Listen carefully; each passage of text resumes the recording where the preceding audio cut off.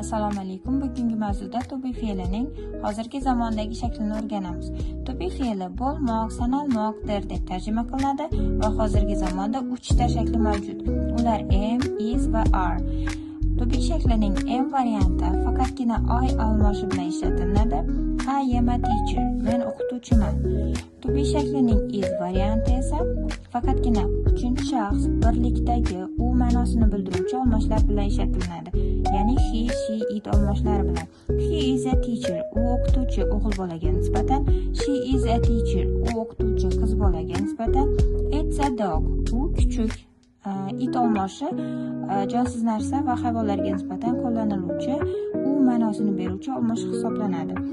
Va to be shaklining a varianti esa ko'plikni bildiruvchi olmoshlar, ya'ni we, you, they, bizlar, sizlar, ular kabi olmoshlar bilan ishlatiladi. Masalan, we are teachers, bizlar o'qituvchilarmiz. You are teachers, sizlar o'qituvchilarsiz.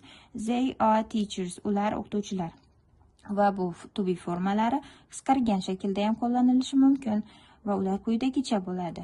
I am formasi I am, you are formasi you are, he is, she is, it is, we are, you are, they are kabi yoziladi.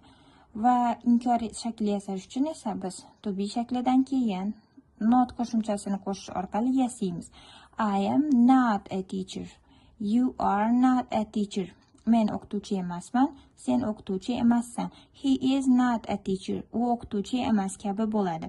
Va bu ham inkor shakli ham qisqargan formada yozilishi mumkin. Masalan, I'm not, you aren't, he isn't, she isn't, it isn't, we aren't, you aren't and they aren't kabi yoziladi. Lekin e'tibor berishimiz kerakki, barcha to be shakllari not qo'shimchasi qo'shilganda va ular qisqargan variantda yozilganda not qo'shimchasi to be bilan birga yozilyapti, faqatgina I dan tashqari. Bunda to be variant faqatgina olmosh bilan qolyapti va notni o'zi alohida yozilyapti. Demak, so'rov formaga o'tadigan bo'lsak, question form, this is the structure. Bu qanaqa tuzilish strukturasi, ya'ni bu daraktda subject plus to be keladi. Buni so'roq gapga o'tkazish uchun to be fe'li subjektdan oldinga chiqishi kerak. O'shanda so'roq shakli yasalgan bo'ladi. Masalan, I am I. Bu daraktda, bu esa so'roq gapga o'tgan varianti. You are you. He is he. She is she. It is it. We are we. You are you. They